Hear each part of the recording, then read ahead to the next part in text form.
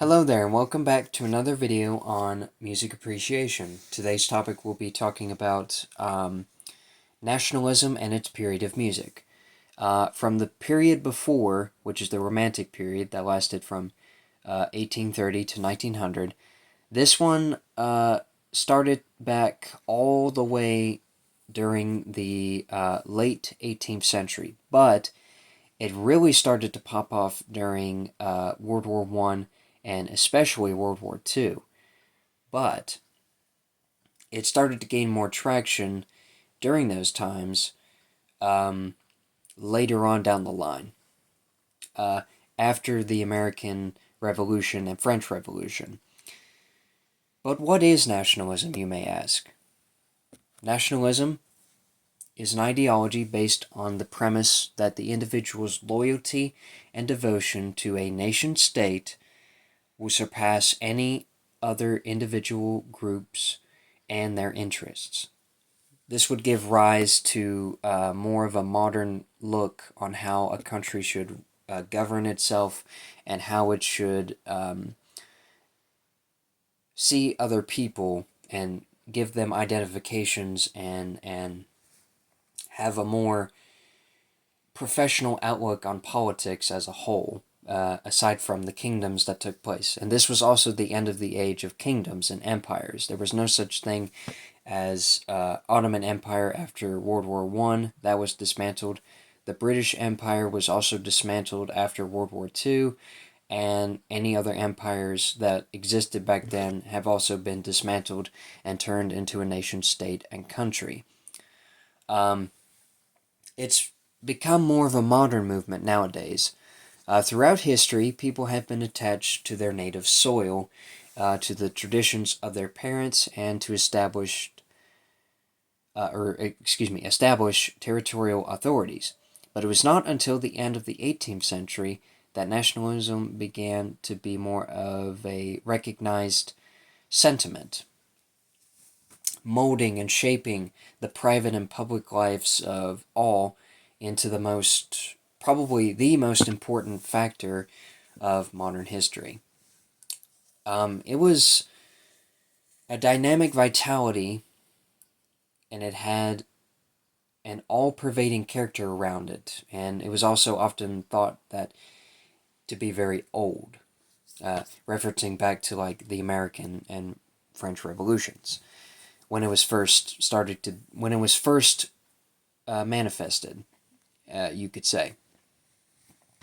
But this was also a way to give respect to the country's history and their background. For example, we have our own national anthem called the Star Spangled Banner for the U.S. Many other countries have their own national anthem as well.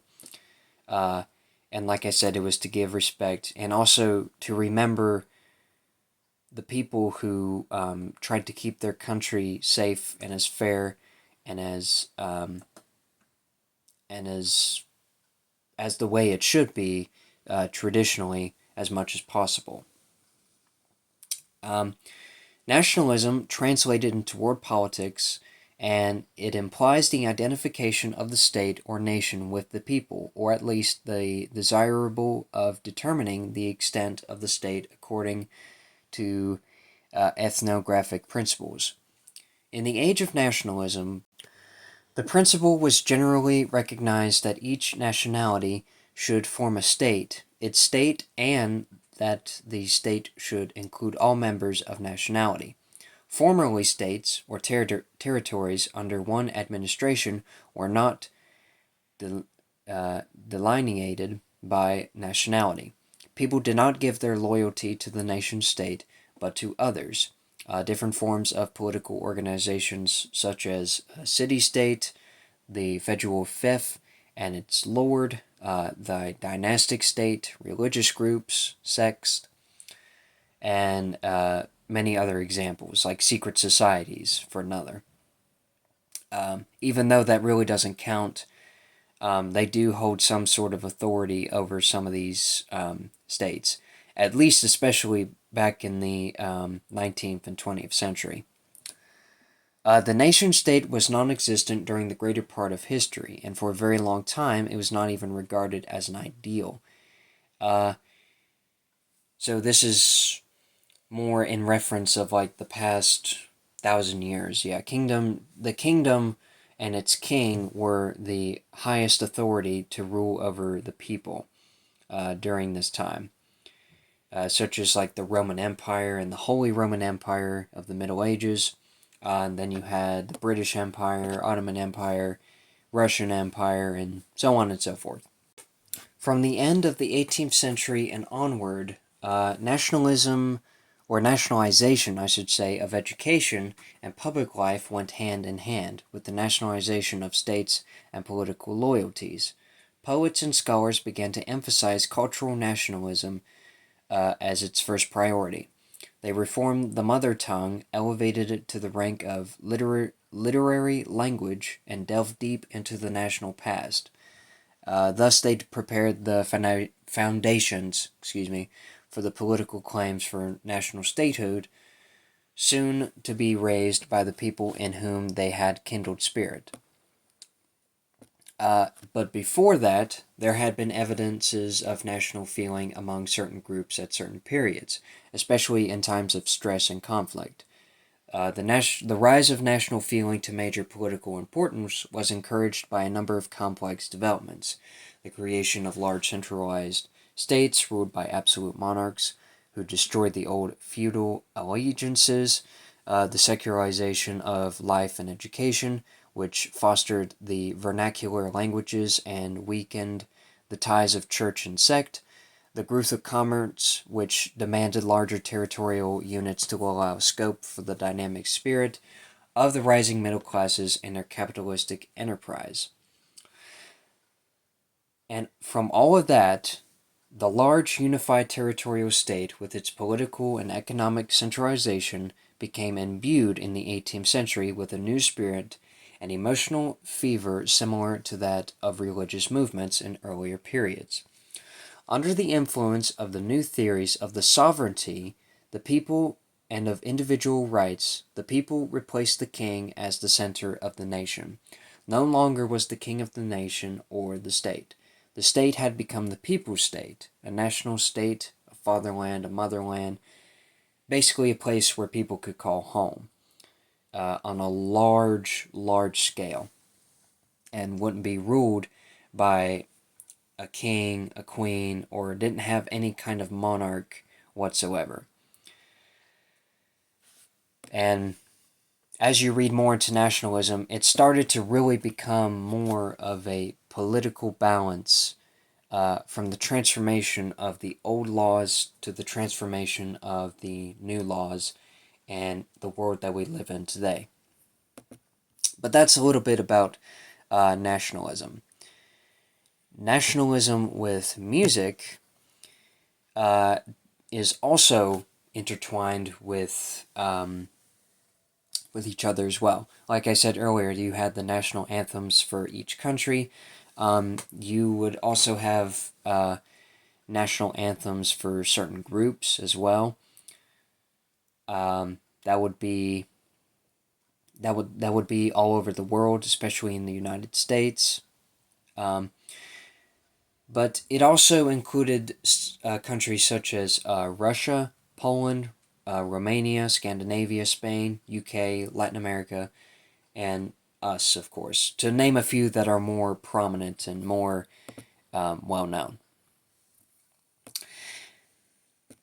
A famous composer was a man by the name of Antonin Dvorak. He was a Czech composer in the nationalist period, and he not only incorporated folk elements from his homeland, but actively encouraged other composers to do the same with the music of their own lands. His nationalism was a musical philosophy, not just a political gesture. And interestingly, he spent roughly 3 years in the United States for the purpose of exploring American music. While being there, he encouraged his students to explore American folk idioms, just as he did before, and did the same thing with African American music, such as the spiritual song with Native American music intertwined. He was a very gifted musician and started to play violin at the age of 6. His first public performances of his works were in Prague in 1872, in 1873 when he was 31, seeking recognition beyond the Prague area. He submitted a score of his first symphony to a prize competition in Germany, but he did not win. And the manuscript, not returned, was lost until rediscovered many years later. Then in 1874, he made a submission for the Austrian State Prize for Composition, including scores of 2 further symphonies and other works. Brahms, unbeknownst to Dvorak, was the leading member of the jury and was highly impressed. And then he had years where he would win, such as in 1876 and 1877, and he would be praised very much by his Slavonic Dances Opera Number 46 by the Berlin music critic known as Louis Auhert in 1878. The sheet music itself of the original piano four-hands version had excellent sales, and Dvorak's international reputation at last was launched. And that is how he was well known, and later on in life he started to be very successful in London and the United States. He would visit England often to perform his music, and he even wrote his 7th symphony for London as an honor of them being so supportive of him. Another great example is Johannes Brahms. Brahms is considered to be one of the greats of musical history ever to have performed symphonies.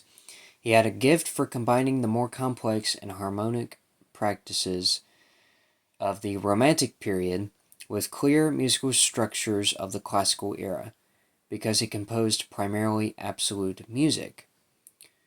He is considered a more conservative composer. Brahms composed for piano, chamber ensembles, symphony orchestra, and for voice and chorus. A virtuoso pianist, he premiered many of his own works. He worked with some of the leading performers of his time, including Clara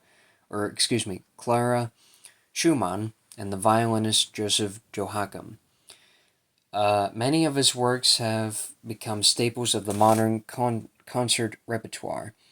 Brahms, an uncompromising perfectionist, destroyed some of his works and left others unpublished.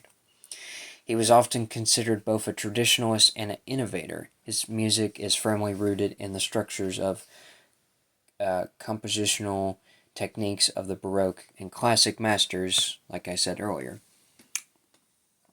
He was a master of counterpoint, the complex and highly disciplined art of which Johann Sebastian Bach is famous, and of development, a compositional ethos pioneered by Joseph Haydn, Wolfgang Amadeus Mozart, Ludwig van Beethoven, and other composers of the like.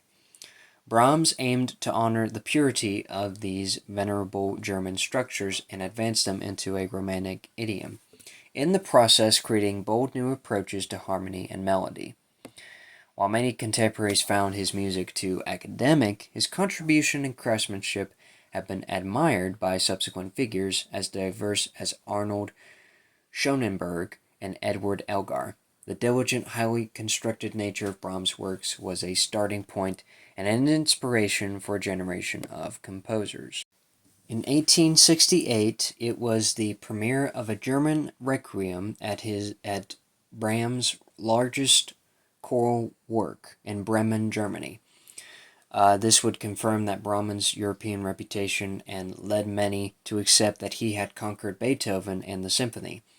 This may have given him the confidence to finally complete a number of works that he had wrestled with over many years, such as the Canada Rinaldo, his first string quartet, third piano quartet, and most notably his first symphony. This appeared in 1876, though it had been begun, and a version of the first movement seen by some of his friends in the early 1860s. The other three symphonies then followed in 1877, 1883, and 1885. From 1881, he was able to try out his new orchestrated works with the Meiningen Court Orchestra of the Duke of Meiningen, whose conductor was Hans von Bülow. He was the soloist at the premiere of his Piano Concerto No. 2 in 1881 in Pest.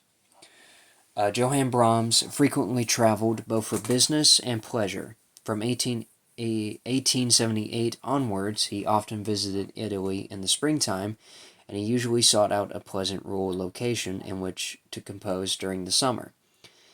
He was a great walker, and especially enjoyed spending time in the open air, where he felt that he could think more clearly.